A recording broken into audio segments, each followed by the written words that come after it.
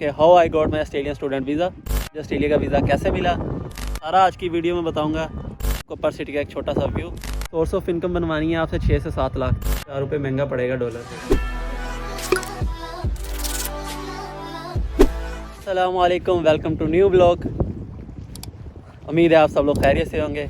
आज की वीडियो में बताऊंगा कि how I got my Australian student visa without IELTS, without PTE, without any English test मुझे ऑस्ट्रेलिया का वीज़ा कैसे मिला, कौन कौन से डॉक्यूमेंट्स लगे, क्या कॉस्ट आई, सारा आज की वीडियो में बताऊंगा। अगर आप आना चाह रहे हैं या आपका कोई दोस्त आना चाह रहा है या भाई आना चाह रहा है तो ये वीडियो देखिएगा आप एंड तक, क्योंकि आपको इससे बहुत इन्फॉर्मेशन मिलेगी। उससे पहले दिखाता हूँ आपको पर सिटी का एक छोटा सा व्यू, वो चेक करें और मुझे कमेंट में बताइएगा आपको कैसा लगा।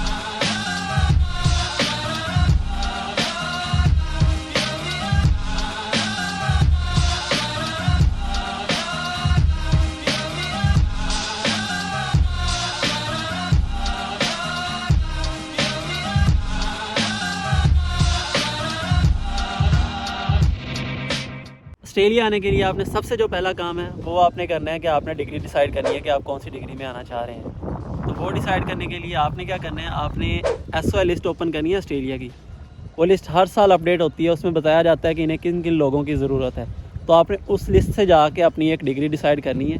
अगर आप ऑलरेडी नर्सिंग, मेडिकल से रिलेटेड कोई भी फील्ड, इंजीनियरिंग से रिलेटेड कोई भी डिग्री कर चुके हैं आप, तो आपके लिए बेस्ट है ऑस्ट्रेलिया इस टाइम, क्योंकि आपको फ़ौरन से PR मिल जाएगी अगर आपका 3 साल का एक्सपीरियंस भी साथ है। तो डिग्री डिसाइड करने के बाद आपने करनी है 2 से 3 यूनिवर्सिटी शॉर्ट लिस्ट, उसमें से एक को रखना है प्रायोरिटी। अगर तो आपके सारे डॉक्यूमेंट्स हुए एक्यूरेट तो यूनिवर्सिटी आपको जो ऑफर लेटर भेजेगी उसमें कोई कंडीशन नहीं होगी, अनकंडीशनल ऑफर लेटर होगा।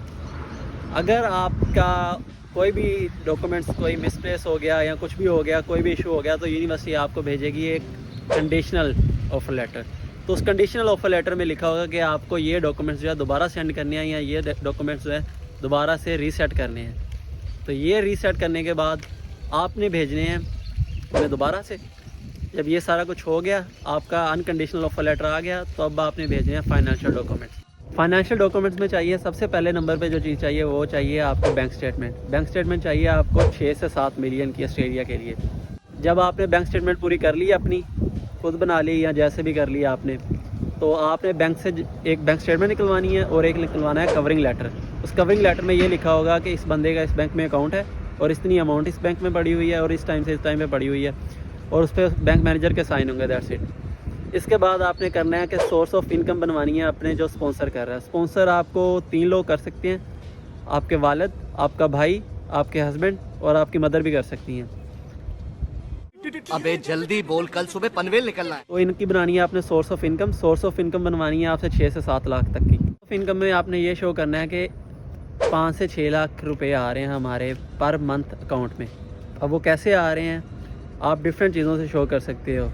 आप अपनी प्रॉपर्टी है उसे रेंट आउट करके शो करवा सकते हो, अगर वो रेंट पे है उसे रेंट की शो करवा सकते हो।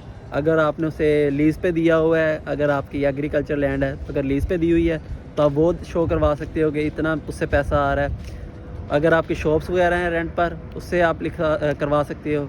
अगर आपका कोई डेयरी फार्म है या अगर आपका कोई बिज़नेस है, अगर आप उससे पैसे आ रहे हैं तो वो सारे आप शो करवा सकते हो। बैंक स्टेटमेंट और सोर्स ऑफ इनकम कंप्लीट होने के बाद हमने अब तीसरा स्टेप करना है। हमने लिखने हैं अपने सारे जितने भी डॉक्यूमेंट्स हैं, उसकी फ़र्द मलकियत होगी, CNIC होगी और जो भी चीज़ें होगी, उन सब को हमने इंग्लिश में ट्रांसलेट करना है, क्योंकि हमारे जितने भी डॉक्यूमेंट्स हैं पाकिस्तान के वो सारे उर्दू में होते हैं। तो यहाँ पर इंग्लिश में इन्हें चाहिए होते हैं, तो हमें उर्दू के साथ कॉपीज़ लगानी है और इंग्लिश में ट्रांसलेट करके वो सेंड करने हैं।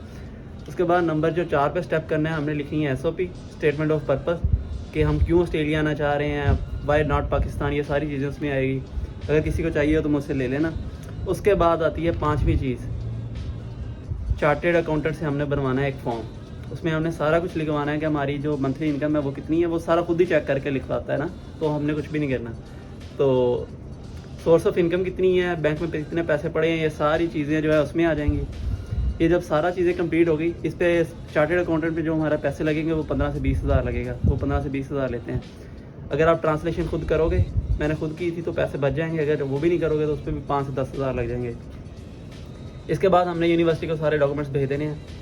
यूनिवर्सिटी भेजेगी अब हमें फ़ी का चलान।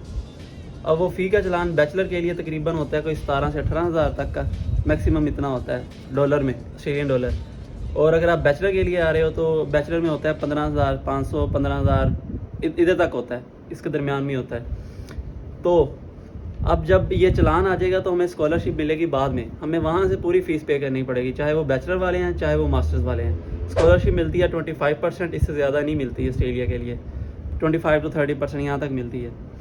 जब हम अपना जो फ़ी का चलान होगा हम सबमिट करवा देंगे। फ़ी का चलान हमने सबमिट करवाना है बैंक में। अगर आप वेस्टर्न यूनियन में करवाओगे तो आपको 3 से 4 रुपये महंगा पड़ेगा डॉलर रेट। बैंक में एक तो टैक्स कम लगते हैं और दूसरा फ़ी भी जल्दी डिपॉजिट हो जाती है और तीसरा हमारे पैसे भी बच जाते हैं ज़्यादा। मैंने बैंक से पे की थी। जब हमने फ़ी का चलान भेज देना है ऑस्ट्रेलिया यूनिवर्सिटी को, तो यूनिवर्सिटी हमें भेजेगी एक COE, कन्फर्मेशन ऑफ इनरोलमेंट की। इस बच्चे की फ़ीस हमने ले ली है, हमें पहुंच गई है। अब जो वो COE होगी, हमने वो वीज़ा अप्लाई करने के लिए सबसे पहली चीज़ वो हमने सबमिट करवानी होती है। तो अब हमें करना है वीज़ा अप्लाई। तो अप्लाई करने के लिए जो सबसे पहली चीज़ चाहिए हमें वो है COE, जो हमारी यूनिवर्सिटी की तरफ से आ गई। सबसे मेन इंपॉर्टेंट चीज़ वही है, वो यहाँ पर भी आके आपने संभाल के रखनी है। उसके बाद नंबर 2 आपको चाहिए SOP। पहले हमने यूनिवर्सिटी के लिए लिखी थी, अब हम लिखेंगे एम्बेसी के लिए। पहले जहाँ पर हमने यूनिवर्सिटी मेंशन किया हुआ था वहाँ पर हम करेंगे एम्बेसी मेंशन। नंबर 3 पे चाहिए हमें FRC, फैमिली रजिस्ट्रेशन सर्टिफिकेट, वो हमारा निकलेगा नादरा से, उसकी फ़ीस है 1000। उसके बाद नंबर 4 पे चाहिए हमें ऑस्ट्रेलिया के लिए इंश्योरेंस, हेल्थ इंश्योरेंस। वो हमें डिफरेंट रेट्स की मिलती है, वो $1000 से लेकर ऑस्ट्रेलियन डॉलर से लेके हमें $1500 तक मिल जाएगी। मैंने जो ली है वो $1059 की समथिंग की थी, CBHS की। और नंबर 5 पर चाहिए हमें ऑस्ट्रेलिया की एम्बेसी की फ़ीस, वो फ़ीस है $659 वीज़ा अप्लाई करने के लिए। ये 5 चीज़ें होगी। ये 5 चीज़ें हमने फिल करके हमने भेज देनी एम्बेसी को, अपने सारे डॉक्यूमेंट्स, एजुकेशनल डॉक्यूमेंट्स, अपने फाइनेंशियल डॉक्यूमेंट्स, उसके बाद अपने ये सारी चीज़ें, और उसके बाद फ़ीस सबमिट करवा देनी है। जब हमने फ़ीस सबमिट करवा दी उसके बाद 2 चीज़ें करवानी है। उसके बाद पहले नंबर पे हमने बायोमेट्रिक करवानी है, उसकी डेट एक लेनी है। एक दिन आप बायोमेट्रिक करवाएंगे, दूसरे दिन आप मेडिकल करवा लेना। बायोमेट्रिक की डेट मिल जाएगी आपको भी 1-2 दिन के अंदर मिल जाती है। तो बायोमेट्रिक की जो फ़ीस है वो है तकरीबन कोई 7 से 8 हज़ार के दरमियान, और जो मेडिकल की फ़ीस है वो तकरीबन 25 से 27 हज़ार रुपये के दरमियान है। तो ये 2 फ़ीसें हो गई। इसके बाद हमने कर देना वीज़ा अप्लाई। वीज़ा हमारा हो गया अप्लाई। इसके बाद हमने याद करना है अल्लाह को, और अल्लाह से दुआ करनी है कि वीज़ा जल्दी जल्दी आ जाए। तो मैंने जब मेरा वीज़ा आया था तब काफ़ी रिजेक्शन आ रही थी। इस टाइम जो है वीज़ा रेशो बहुत अच्छा है पाकिस्तान का। कुछ लोगों का 2 हफ्तों में आ रहा है, कुछ का 3 हफ्तों में आ रहा है, मैक्सिमम मंथ के अंदर आ रहा है वीज़ा। मेरा आया था तकरीबन कोई 48 डेज़ या 50 डेज़ में आ गया था वीज़ा मेरा। तो अब जो मैंने ऑस्ट्रेलिया का लिया है visa without IELTS without PT, वो ऐसे लिया है कि आप अगर आ रहे हैं बैचलर करने तब आपको आइट्स और PT ही लाजमी ही चाहिए। अगर आप करने आ रहे हैं मास्टर तो उसके लिए आपको कुछ यूनिवर्सिटीज़ थोड़ा सा रिलैक्सेशन देती हैं। वो इस तरह के कुछ यूनिवर्सिटीज़ जिनमें कर्डन, डिकन और UTS, ये 3 यूनिवर्सिटीज़ हैं जो आपको विदाउट आइट्स विदाउट PT आपको एडमिशन दे रही हैं। वो जस्ट मांगती हैं आपसे एक लेटर जो आपकी यूनिवर्सिटी आपको इशू करती है, उसका नाम होता है इंग्लिश प्रोफिशिएंसी लेटर।